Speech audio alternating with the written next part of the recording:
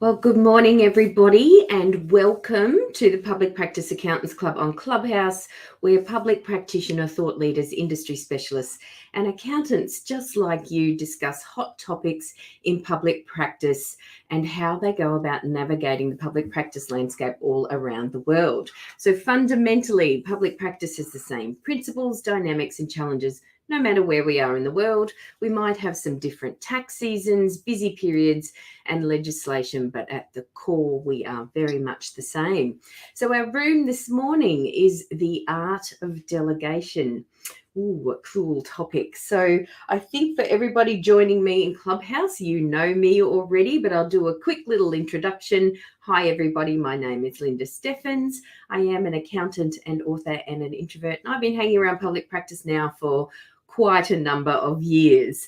And the last few years, I've been coaching and educating accountants, particularly around helping them transition and incorporate advisory services into their business.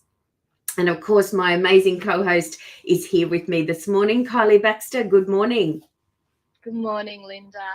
Yes, for those who don't know me, my name is Kyelie Baxter. I own a public practice accounting firm at Burleigh Heads on the Gold Coast.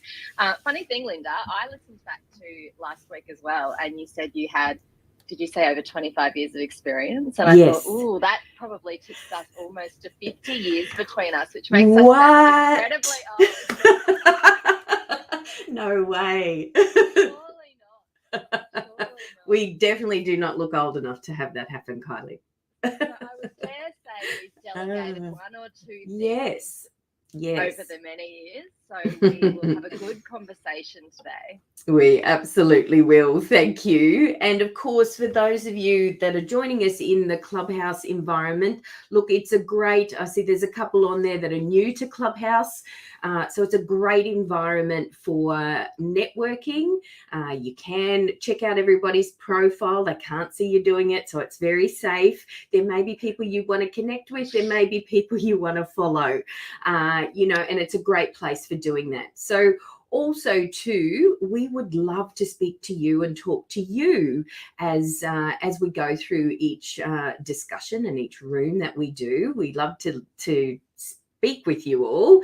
And this topic actually this morning was raised by one of our listeners, and we're doing it for them because it's what you want to hear. So we would love to hear from you, and to do that in the room, if you want to do that in the room, all you need to do is hit the little hand icon at the bottom of your mobile phone screen, and that will let us know that you have a question or that you'd like to talk to us, and we'll invite you up on stage. We're very kind and friendly, and aren't we, Kyelie? Always. We'd love people to come and chat with us. Yes, we would. It really adds value to the conversation because different perspectives add more information. Absolutely. And we are an official CPA discussion group, so you can get your CPD and CPE points from listening into us, so that's really great. So just a quick reminder that as we kick off the conversation today, that our intention is always to be positive and supportive and collaborative as we come together in support of our amazing industry, no matter where we are in the world. All right. The art of delegation. Effective delegation is essential to the success of any organisation, really. It frees up time for higher level tasks, empowers the team, develops your skills, their skills. So why is it then that we can find delegation all just a little bit difficult? Well, I suppose it can be a bit of an art, but we're going to have a real good go at breaking all of this down this morning, talking about some of the roadblocks. And of course, we would love to hear from you if there's any roadblocks that you've come across in your delegation journey. We can fully utilise your talents, your team's talents, build trust, and of course, clear up some much needed space on our to-do list. That's really the ultimate outcome, isn't it? So delegation, Kyelie, I think the first thing that I'd want to say about delegation is that it's about efficiency and effectiveness. It's not a power trip. It's not about bossing people around. It's really about getting things done in the most effective and efficient way. What do you think? Yeah, I'd agree with that. I think that's pretty much how I would say it, which is the right person for the right job. Yes. You know, you really just want to put aces in their places and make sure everything's getting done by that right person. Absolutely. So, and I think what you said straight away, it's not a power trip, it's not being bossy. That pretty much shows where everybody comes unstuck. Yes. You know, it's that's really, I would say, the first roadblock. Absolutely. Hang on. You get a bit of, this is not my job, or why are they getting me to do that? Why can't they do it themselves? So, yeah, really that planning or expectation setting is probably the first part that we should talk about. Yeah, absolutely. And I think it stems also to your own mindset around what delegation is, because internal language and what we're telling ourselves or what we feel about it will be projected whether you think you're not, you are. So if you feel like that other people think that you're having a bit of a power trip over them because they're delegation, then that's how it's going to come across. So it's how you've got to understand really what it is so that you can portray it in the right way, I would say. Yeah, I agree. So, and that's about communicating expectations as well. Yeah. You know, like you have to, when you're talking to people about what you want them to do, I think it's also about sharing with them the why. Yes. And I talk about that a bit, sharing the why so they have an understanding of what's going on, why are you asking them to do this? Why aren't you doing it yourself? Yes, exactly. And certainly when we start out on our delegation journeys, we can often come across a lot of this pushback.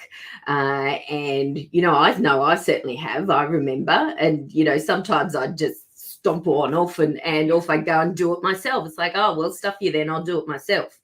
But over the years, you learn how to do that, and that's exactly what you're talking about there. So let's talk about that a little bit more, Kyelie. So communication, setting expectations, where does that start in the organisation, and where should it start in the organisation, do you think? I think it has to start from the top. Yeah. Really that needs to come from the top, because they're the ones that really hold the vision and the direction for the firm. So that needs to trickle down, and people need to lead by example. Yes, absolutely. And I think also too that in a lot of work that I do now too, it comes into everybody understanding organizational structure, because just like we said, delegation is not about power tripping or bossing people around. It's about the right people in the right jobs, and it's not personal. It's not about people. It's about what a role is to do, and what is encompassing in that role as far as the tasks that they do or what they should be responsible for. So I think in accounting, we probably don't look at our organizational structure or fill out our roles in that non-emotional sense quite enough. We sort of look at people more, Kyelie does this job, so Kyelie should do that. It's really Kyelie is the senior accountant, or, whatever. Senior accountants do this.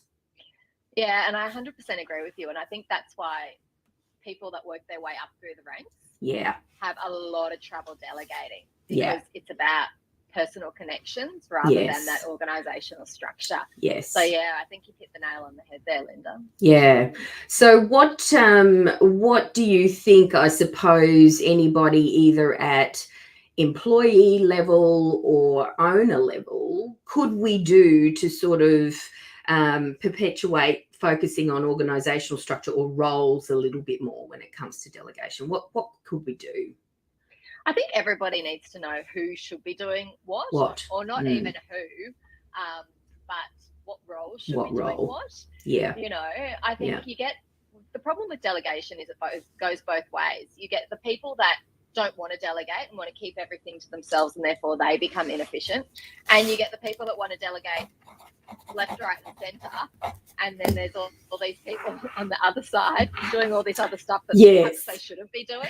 Yes. So it does go both ways, and it's important to find that happy balance. Absolutely. And I think that's where that organizational structure, that really planning of roles, right people in the right jobs, and there's a bit more to that as well, which we'll talk about, but really comes into play, because you're exactly right, it swings and roundabouts. There's people that really want to, I suppose, let's call it, control what they've got, and of course, we as accountants, we don't do that, right? Not no. So we like to sort of keep our stuff to ourselves, and so some of us can have just real problems with the delegation process ourselves. Then there's others that it feels like a bit more of a shirking of responsibility. And you're right. Too far either way's not going to work. It's that happy balance, and again, it's coming back to nutting down right people and right jobs. I think so, because the people that keep all that work to themselves doesn't mean they love doing it. It means that they don't trust that someone else is going to do it, either to their satisfaction or their level. So that comes down to who is the right person to do the job.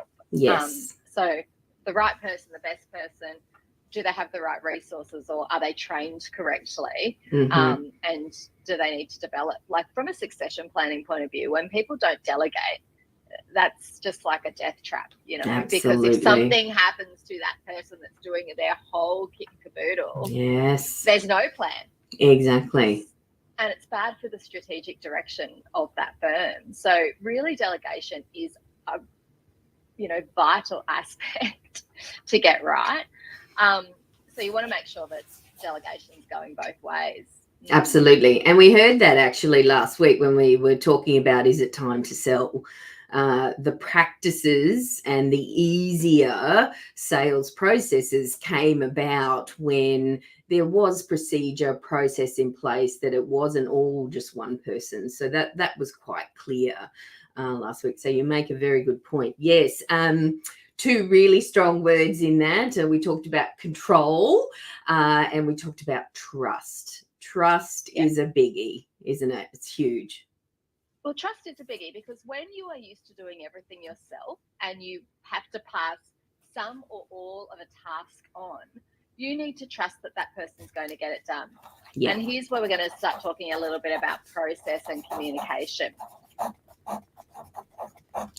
You need to make sure that you have some measures in place to make sure that that task gets done. Yes. Otherwise, we get some micromanagement issues. Yes. Like, really the person that is delegating down or delegating across or up or however it's going needs to be able to trust that that person's going to do what they've asked. I've got this task. I'm giving it to you. Go now and do the task. But that's not the last they want to hear of it. They want to somehow know, yes, that's done. So they go, whew, cool, don't have to worry about that. Like, we all keep this running little checklist of all these loose ends. Yes. What you don't want to happen is for that delegator to constantly go follow up the delegatee going, have you done it? Have you done it? Have you done it? When are you going to do it? When are you going to do it? Hey, you haven't forgotten about that, have you? What's going on with that? I just, that's just, ugh. Well, if that's the way delegation's working in your practice or in your life, then that's not effective. Working. It's not working correctly. It's exactly right. But that is the problem. Yeah. And that leads to a whole heap of other issues as well. Yes. Personal issues, probably too many emails, it just leads to a whole heap of other things as well. So I think when you delegate, a big part of it has to be communicating expectations. Yes. You really need to set out what you want to happen, when you want that to happen, and how the communication is going to work about the beginning, the middle, and the end of that task. So I guess that's talking about the amount of visibility that both people are going to have over that task. Yes. And also, more complex things like, how much time is this task expected to take? Yes. Yes. And I'm very big on over communicating. If we have to choose between under or over, let's over communicate, because that keeps everyone feeling safe. Yes. Absolutely. I agree. And so let's talk about that communication. And it's like what you were just saying to me. It's like, hang on a minute, like what? I'm going to tell them all of these things about this task that I want them to do. Really, isn't it just quicker if I do it myself? You can answer that if you like, but maybe maybe. The first time it will be. Yeah. Exactly. In fact, probably the first time it will be quicker if you do it yourself. But from an efficiency point of view, and I'm like so psycho about efficiency, self-confessed, it's not funny. Me too. Yeah. You have to think about it as if you keep doing that one task every single day for a year, it compounds. Whereas Absolutely. If you take 3 times to teach this person that task and you never have to do it again, you've bought back all that time. Very, very good point, because, you know, we are very time conscious as accountants and in the work that we do. So yes, sometimes, and particularly this comes about with change and with things that are new, they invariably take longer. So investing the time in these processes, in delegation processes, will absolutely see your rewards in the future. So another thing there that I just want to pull out a little bit more. You talked about being clear, concise, and I'm going to add another one to that. I think specific. So what I see in myself, I do this. I've got a lot of stuff processing in my head, and I'm thinking about my own little internal dialogue going on up here. A lot of the time, I think I've said it because I've heard it in my head, but I actually haven't.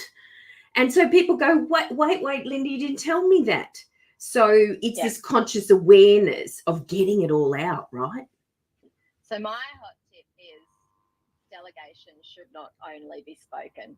Yeah, okay. So even if you tell someone that you want them to do something, you should always write that task down. That way, so the way we do tasks here at IQ is we set them as written task, and then I never have to go and ask them if they've done it, because they update that task and I can look at that at any time. So if I'm working at 10 o'clock at night, that's on me. Yes. I don't have to go, I'd be so annoyed because I don't know where they're at with that job. I just look at it and go, oh yeah, okay, so they did ring that client and the client didn't answer. Oh, they've rung them 4 times and the client didn't answer. Guess it's the client's fault and not the staff member I should be annoyed at. Yes. You know what I mean? Yes. So, and then it gets marked as complete when they've done it. So I never have to worry. They don't have to come back and tell me it's done. But also, if I don't tell them something to do and they go, you didn't tell me that, I can go, yes, I did. And I look up the task and it's like, it's embarrassing to say, but more than half the time I'm like, okay, well, I'll just add a new task and say you have to do this now. Yeah, look, we're human, right? You know, and we're completely fallible. And so, you know, we have these challenges that we put ourselves, it's okay. But I think if you've got an awareness about it, and what you're talking about there, Kyelie, is the visibility of the system that allows everybody to have that good open conversation about things, right? And it gives them ownership and autonomy over that work. Yeah. So that is so important, because the reason I think that most people don't want to delegate is because they're frightened it won't get done. Yeah. Like frightened that it won't get done at all, or frightened that it won't get done to the standard that they want it done to. Yes. So the problem is that when you delegate something to someone, they need autonomy and ownership, right? Because if you're constantly standing over them, like that's okay for the first or second time if you're training them. If you're doing that for the whole of it, it's not efficient. No, not at all. No one enjoys it. No. And it just doesn't work. And it's just sapping a lot of energy from everybody, really. It's, you know, it's completely pointless. So let's talk about then some of these systems, and there'll be more than just, you know, the actual process of them. I think we'll find there'll be quite a few in there that actually help us with delegation. So what would you start with? Like, obviously we've started with organizational structure. It's been led from the top. Leaders, hopefully, or our leadership group are delegating and explaining what delegation is about. It's happening. What then internally are some of these processes that would help us keep that visibility and ownership in tasks, do you think? So are you talking about, we have delegated the task to someone? Okay. Yes.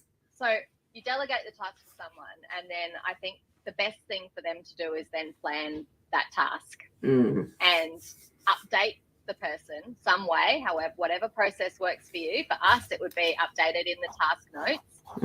This is how I'm going to do it, and this is when I'm going to do it. So we have a rule, if it's going to get done in the next 24 hours, you don't do that. You just do it. Yeah. Right? Yeah. Whereas if the due date for that task, so when we delegate, we also set a due date for the task. So it must be done by blah. Yes. So the staff member has to plan it. So then that gives the person that has set that task or delegated across some certainty of, okay, cool, they've seen it. Number one, they've seen it. Number two, they're going to do it. And number three, they know what they've got to do. Yes. All important things. Absolutely. Yeah.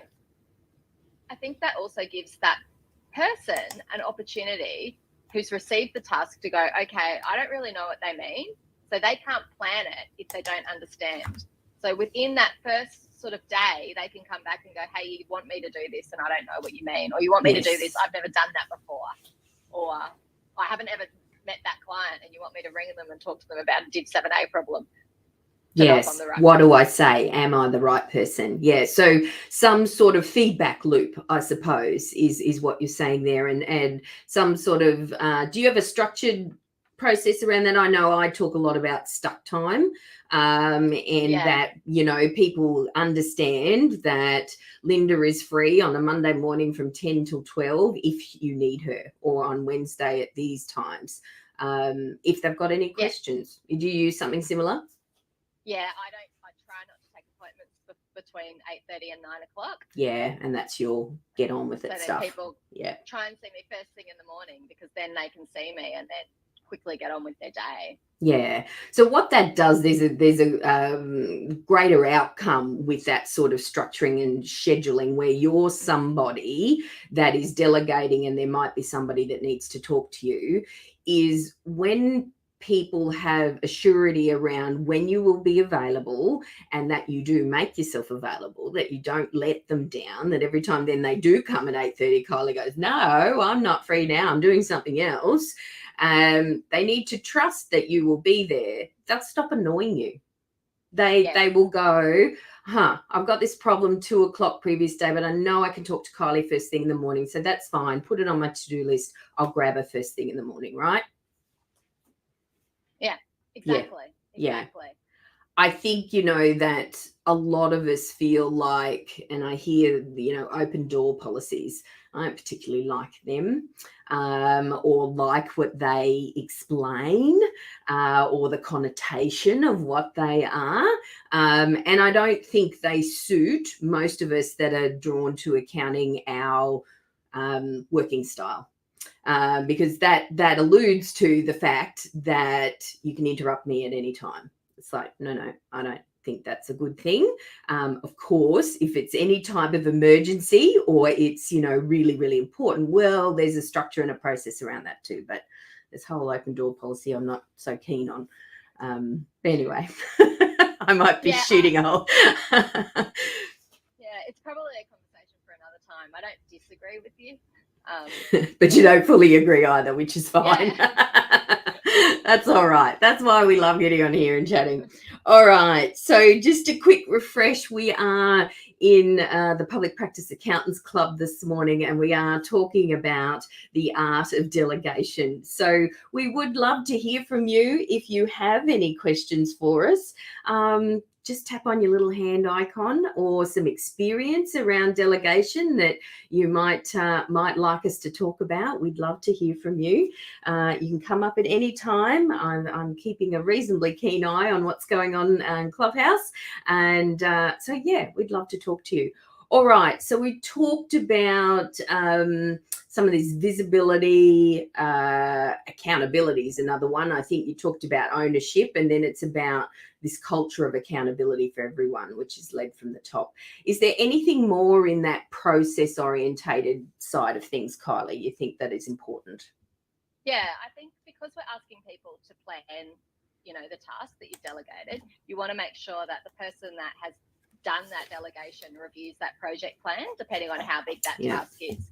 Because if you're asking them to plan and asking them and you're just checking that they're doing it, you also want to check what they're doing so they don't go down the wrong garden path. Yes. And you get to the end and you're like, that is not even what I asked you to do. So there has to be responsibility on both ends. And I see this a lot when people are learning how to delegate. They're like, yep, I got them to do it. They told me they were doing it. And then we got to the end and it wasn't even what I wanted them to do. And they wasted all this time. Yes. And it's like, yes. Because two people have a role to play here, the delegator and the delegatee. So when somebody makes a plan, that other person should be at least looking at it and going, yeah, they're on the right track. Cool. It doesn't even take long. It might be, and it doesn't even have to be a discussion. It just has to be a check-in. I think also in there, what I like to do with bigger things is establish milestones. Perfect. So glad you went there. Yes. I just think it's good for timeframes to start with, but also it's good for comfort levels from both sides, because it means that there are points of check-in, points where we go, yep, that's good. It's good for things like, making sure that we're on time, scope, that we don't get out of scope for that task. And it's also good for the experience level of the person, because if it's a task where you go, yeah, mostly you've done this before, but there's just a little bit you haven't done, and I'll show you when you get there. Yes. It means that it's broken down. It takes away the uncertainty for that person, because it's broken down into bite-sized chunks where they go, I can do 1, 2, 3, 4, and at step 4, they're definitely going to help me. Correct. Yeah, absolutely. And I talk about breaking tasks into the smallest manageable pieces as well. So yes, milestones and checkpoints, super, super important. And investing time in doing that when you are delegating will make the whole process run a lot smoother. Also, too, with those bigger tasks, I can think, and you've alluded to the fact that, why people don't delegate is sometimes around because we're not sure it's going to get done, or can this person do the whole job? They can't do it all, so I've got to do the whole thing. Well, that's not technically true. You can break it down into the small parts that perhaps someone more junior to you in, their abilities can do just one small part for you. And then they can come back and you can do your part, and then you can delegate another part. So in similar with your milestones and your checkpoints, we can just delegate parts of tasks as well. And I think that's where you can start to really heighten your efficiency, because a lot of what I will see in firms is that where our capacity sits, or where our excess capacity sits, will tend to be with our newer kids on the block. There'll be the newer people in the firm, perhaps in our administration areas and things like that, where you can go, hang on, out of this whole task, you know what? I could get my very qualified and experienced administration person to do that bit. Then I can follow on and do the other bits. So I think you got to put your mind around what's delegable. If that is that a word? I don't even know if that's a word. Anyway, I've made it a word. It's a word now. So it's what can you delegate? And I think if you investigate it a little bit further, there'll be more there than what you think. I agree, and I think it's actually really kind to delegate. A lot of people, it's taboo. Yeah. I can't give them part of that. Yes. I don't want them to take that. Well, that's the bad bit of the job. Your bad bit of the job might be someone else's good bit. We don't exactly all do the same stuff. Yes. Oh my gosh. And for a lot of people more junior to yourself, whatever stage in your career you might be, they're just keen to learn. Yeah. So anything that you teach someone is good learning for them. Absolutely. And it's helping you with your whole delegation process, that it's everybody's learning from this. You're learning about what that team member is capable of doing as well.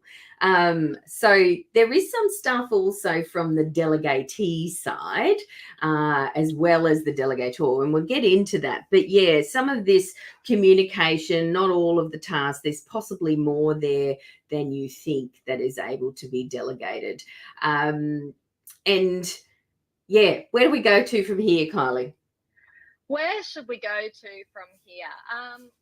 We have a really full room in Clubhouse today, so I'm surprised that no one wants to talk to us, but that's okay. We'll just talk to ourselves. We'll keep talking to ourselves. It's all right. Let's talk about the delegating. Okay, let's talk about that. And the roadblocks. Mm. Why do delegatees not do tasks? Why don't they do it? Mm-hmm. All right. Why do you reckon, Linda? Yeah. Well, I reckon it's part of it. It comes back from communication, expectation, right at the get-go. Some of them may feel that it's like, oh, look, they're just shirking their responsibility, getting me to do the stuff that they don't like. So that could be part of it first. That might be where we need to start. Why don't they do tasks? Because they're unsure. They don't know what they're doing. Secondly, they don't want to get it wrong, and they don't want to look like a dill in front of you. So again, that comes back to what you're talking about around that visibility, communicating the task very concisely, clearly, and using specifics around certain things to make sure they understand. So yeah, I think it's mainly because they're unsure. So then they'll go off, and you mentioned an instance before, and I've seen this so many times in accounting firms where people go off and they just do something, and they're down this rabbit hole and doing completely coming up with the wrong end of the stick, right? And that just drives everybody crazy. But I'll tell you what, that's the delegator's issue. And I agree with that, because I think it's about engaging with each other at the right level. Yeah. So I think when someone gets a task, from a delegatee's point of view, you have to be able to ask questions straight away. Yeah. So what I'm hearing you say is you want me to da-da-da-da-da. Make sure you recap. Make sure you understand. Even if you have to say, okay, I think I have to go away and have a think about it. Is it okay if I come back and just check that with you again? And I think from a delegator's point of view, you have to practice delegating tasks. You can't just say, I want you to go away and do this. Yeah. Go do it. You have to say, make sure you're saying phrases like, do you have any questions? Do you understand what I've just said? Can you repeat that back to me? Like I use that last one, can you repeat that back to me? If someone that I'm talking to has this confused look on their face. It's being in tune to that too, isn't it? It's just like, If they look really confused, I don't just go, okay, thanks. Off you go do it. No, so communication sits on both sides, doesn't it? That what we're talking about, clear, concise, specific communication and expectation sits on both sides. Delegator to start with, and delegatee, to be able to repeat that back, because what you might hear might be different than what the delegator is actually really wanting you to do. So saying it out loud is important. Yeah, and you have to think about who you're giving this task to. Like if you're giving a task to your brand new undergrad, they're going to hear the first two sentences and then potentially switch off and think, I don't know how to do any of this. Or potentially panic, and then it's just like, I don't know what I'm supposed to do, and now I'm going to look like an idiot. Yes. So you have to really consider your target audience as well in the language that you use. And also then the detail that you provide that task in written format, however you choose to do that written format in. But I am a really strong advocate for not only telling people how you want something done, but also writing that task down. Yeah. Because if you don't write it down, then it gets lost. Yeah. And that's where the frustration builds. Absolutely. And so with the delegatee as well, I have probably coined a concept around their communication as well, which is what I call managing up. So when you are being delegated to, what you should be doing, and certainly given the authority to do, is to go, hey, delegator, you want me to do this, but I'm waiting on you to do that so I can do this. So where you've got, we're not independent of anyone generally. In an efficient organisation, you won't be independent. In a very effective one, you will absolutely be dependent on other people. So this opening up and making, I can actually tell my boss, I'm waiting on this and you're holding me up, or somebody that's how that you see is higher up the hierarchy. Without that, as well as without that, being led from the top, you're not going to get real effective delegation going on either. Yeah, I completely agree with that. You have to be able to have that. I guess that's where I was a bit about your open door policy. You have to be able to have people come to you and say, hey, you haven't done your bit. Yes, you yes. You don't want people to be frightened to say that part. Absolutely. And that's about being strategic as well. Yeah. You have to be strategic in what you're delegating to people. Putting all your roadmaps out and going, right, if they do this, then they can do that. And if we do this, and then it'll all get done faster. Let's Absolutely. go. Yes. Perfect. So I think that's important. Very important. Very important. All right. Still no one wanting to talk to us, Kyelie, so we'll keep soldering on. So let's talk about right people, right jobs. I love right people, right jobs. And I love that you said before that, something that might be a bit icky and take us too much time and go, oh, no one else would want to do that, might be somebody's jam, right? They might love it. And so it's investigating a little bit about, knowing who's around you, knowing the skill set, talking about what they love to do. Now, when it comes to anything about formatting letters, formatting reports, oh my gosh, anything that's a bit, I suppose, let's say creative, I suck at that big time. It will take me an hour or 2 hours or whatever. It's awful. I go down rabbit holes. When I've got a wonderful administration assistant who does it like that, so think about those smaller parts too. So right people, right jobs. What do you think? I think that's super important, as well as you have to be okay with letting it go and not doing everything yourself. So in that case, Linda, some people, like in your example, some people get super stubborn and they're like, I need to learn how to do that. Yes. I decided long ago I don't need to learn a lot of things, Kyelie. You need to learn to have somebody on your team. Yes, absolutely. And look, sometimes when we're in very small organisations, and the organisation that I'm in at the moment's really small, sometimes there's people I can't delegate to. It might not be my jam to do it, but you know what? I just got to do it. But I think the thing is that if you've got that conscious awareness, and I talk about awareness a lot, if you're aware that you're actually not the right person, then that's okay. You've just got to put that hat on and get it done. But then later down the track, perhaps when somebody joins the team or somebody different is around or has capacity, you can go, oh, I don't like that bit and it takes me really long. I wonder if somebody else might be able to do that now. So that's a bit of planning, I think. Yeah, look, and I agree. I think we're getting sort of to the end of the conversation. So let's talk about after the task is done. Oh, yes. We've delegated, they've done the task. And then what happens? Do we never talk about it again? Sometimes, you never talk about it again because it's just boring. But I think for some things, it's really important to check in after the task is completed, because one of the things that is important with delegation is accountability. Mm-hmm. So the person responsible for the task needs to be held accountable for its success, and that might mean it's successful completion, or it's cool, that worked, but here's how we can do it better next time. Absolutely. Was it accurate? What were the results? So I think it's really important to touch base after things, especially if you're delegating to someone for the first time. Like, cool, thanks for doing that.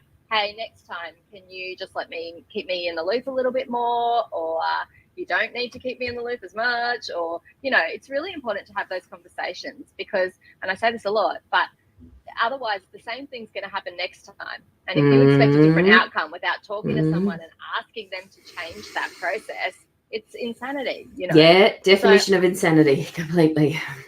I think, recognition and feedback are two really important elements that need to happen after that task has been finished. Because you can get the delegator can give feedback and the delegatee can give feedback. Correct. And the delegatee might go, I loved that task. Yeah. I thought that was so fun. Oh, that's our dream outcome, right? Yes. More times than you'd expect, in my experience. Yes. And, looking for those things that people do love, because when you love something and you're good at it, then you do put all your effort and energy behind it because it's something that's cool to do. You're happy to spend your time doing that. So what I was hearing there, Kyelie, was that learning goes both ways when we do that check-in, after action review, whatever you want to call it, feedback loop. 100%. So, yeah, okay, cool. And it also gives the delegatee an opportunity to say, can you be a bit more detailed when you're telling me stuff? Because I'm a person that needs that detail. I know you've verbally said all that to me, but if you can just put it in writing, and from a delegator's point of view, that's going to take you 5 minutes extra. Yeah. Yeah. But if that saves 5 minutes for the task, cool. And down the track, we've learned it saves even more. Correct. Yeah. Absolutely. So it's thinking about the future outcomes of these things. And regular tasks then. So what we're talking about here is check in with newer things, perhaps tasks you haven't delegated before, perhaps somebody you've not delegated to before, things that you're doing regularly and for the most part are working out pretty good, don't really need feedback. You don't have to do the check-in. That becomes, it's just redundant. You don't need to. But if it's anything new or there's some issues where we could look at it and learn from, make it better. So I'll qualify that. Do you need to just check in? Because I've just said, how would you know if something could be made better if it's going okay? Well, you got to ask a question, right? You do. I'll give you the example. So yes. I talked about how my client services manager rudely went off and had a baby and left me in the lurch after 14 years of good service. You haven't let that go yet, Kyelie. I will never let it go. I guess. Okay. She's back 10 hours a week, right? Yes. She works 2 5-hour blocks. I'm going to call them shifts. Yes. Okay. But you know what I mean? She comes in for 5 hours twice a week. The way I do what I need her to do is I literally set her a million tasks and she works through them. So it's just like task. She comes in, sees all these tasks and she just slams them out basically. And that's the most efficient use of her time. And it's the way that I know, cool, every time I think that I need her to do something, I'll just put it on the task list and then I don't have to remember. It also means that I don't speak to her when she comes to work because then 1 hour of her day would be gone by us just having a chat. So we can't do that. She only works 10 hours a week. We can't do that. So all I do is I check in with her and I'm like, hey, have you had a chance to review all those tasks that I set for you? Do you have any questions about them? And I do that about half an hour after she starts. She'll just ask me, what do you mean by this or this? Or it looks like someone else did that or whatever. And then just before she leaves, she'll give me an update on where she's at. Great. And say, but these blah, blah, blah. Yeah. That's how we're managing it. And that check-in is so important. So I think check-in has to be a step of delegation. Fair enough. And so I wanted to ask something that popped into my head then, Kyelie, was priorities. So where you're giving somebody a lot of tasks, how do we communicate priorities? And sometimes priorities shift, right? Depending on timeliness, depending on, things that just impact it. So how do you go about prioritizing there with somebody who's not in the office every single day? Yeah, so we do that by due dates or time. Yeah, okay. Also, sometimes we write urgent in caps, and that generally puts it into perspective. Yeah. Those noisy, loud capitals, huh? Yeah. Yeah, got it. Okay. Because, that's part of delegation too, where you've got somebody that you're delegating a lot to.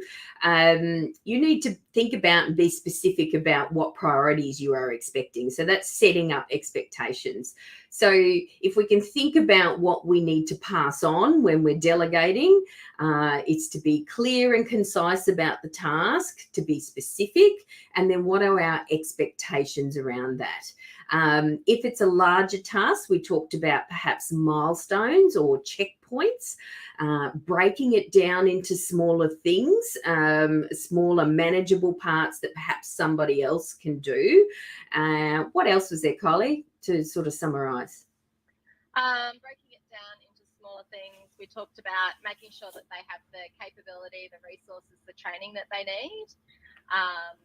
Planning, reviewing milestones, and checking. Yeah, check in, feedback, the feedback loop. Absolutely. All right. I'm pretty much done on delegation. If nobody's got any questions for us, look, if you do, just tap on your little hand icon in Clubhouse. We'd love to hear from you. But if you don't, I think we're almost at a wrap. We've got a little bit of an early mark this morning, Kyelie. What do you reckon? Yeah, look, I just want to have a little bit of a chat about task management apps. Yeah. We've used task management apps. We use Slack, and so we use Kyelie, which is an integration into Slack. But there's heaps out there. There's Asana, like Monday. There's so many that you can use. I highly recommend them over giving somebody something to do and them writing it down themselves. And emails too, right? Emails. Definitely. Like, emails is great because at least you've got it. Yeah. But what it does is it increases your inbox. And, we should have a zero inbox conversation one day. Because we will. I think that Don't worry. Yeah. Like, I'll tell you, my email is not zero, and we do not have any internal emails. But, yeah. So I just think that what it does is it isolates your task management so that tasks become their own separate workflow, which not only gives them priority, but it also means that everyone has access and visibility over tasks, over when they were set, when they're due, where they're at. It takes away a lot of the personal aspect of delegation because it's just a task. It just becomes part of workflow. So that has worked really well for us. We've been doing that, I reckon, for 5 or 6 years. I don't think that I could go to Jess, and if she came in on a Tuesdays and Thursdays she worked, I could not give her 45 tasks when she walked in and just go, this, you'd have to have that touchy-feely personal aspect, and can you do this, please, and blah, blah, blah, blah, and tell her the story about why I wanted to do it. Whereas this way, she just comes in and it's just all there, and she doesn't think anything of it because that's normal. Yes. So I highly recommend using some sort of task management program or system, something, because it really normalizes people just doing the jobs that need to get done. Absolutely. There is no way, even in my small organisation, that I could handle the complexity and frequency of tasks and all the moving parts of even just 5 people that without some sort of technology to help me. Now, the solution that we use is ClickUp. So there's another one if you want to have a look at that. And it's probably nearly the reverse in that ClickUp has the communication chat function as well. So it starts at task management, but then it has a communication side to it as well. That's like ours because we integrate it with Slack. Yes. There's so many, to do it. Yeah. Like there's so many. Like you just have to think, what do I want out of this? And then do a Google search, or use someone that is across all of the apps and that can tell you what will exactly work the best for you and your business. Absolutely. And we've got Brendan. He's just come up and he's got, I think, a question or something for us. Hey, Brendan, how are you doing? Hi, good, thank you. How are you? I'm very well, thank you. That's good. Just wanted to say thank you for today. Oh, you're very welcome. I must admit I was one of the people who get the guilts about delegating. Yes. Everyone's busy. And then I often find I'm hassling because I'm concerned it's not going to get done per se. So Yes. yeah, thanks. Well, we hope we've Copious helped, notes. Brendan. Yeah, we hope Yeah, we've thank helped. Yeah, oh, that's good. We're very pleased to hear that. You're very welcome. Yeah, thank you for that. It was great. And if anybody else has any topics for us, you know, or anything, any challenges, big or small, Kyelie and I will put our big heavy work boots on and go to work and tackle them. We're not afraid of most things. So, yeah, we'd love to hear from you. And Kyelie, anything further about apps or, you know, looking at the technology side, but just before we sign off? No, I think people are frightened of it. Like, it's another new thing that you've got to onboard and learn and that sort of thing. But from an efficiency point of view, it really does increase that dramatically. So I would encourage you to make that a project in itself. Make that a task. Delegate that down to someone to have a look into because it definitely improves. And like you said, Linda, like without ClickUp, you couldn't actually run your business. And that's how we feel too. Like if Kyelie broke, I'd have to I wouldn't know where to look. Yeah.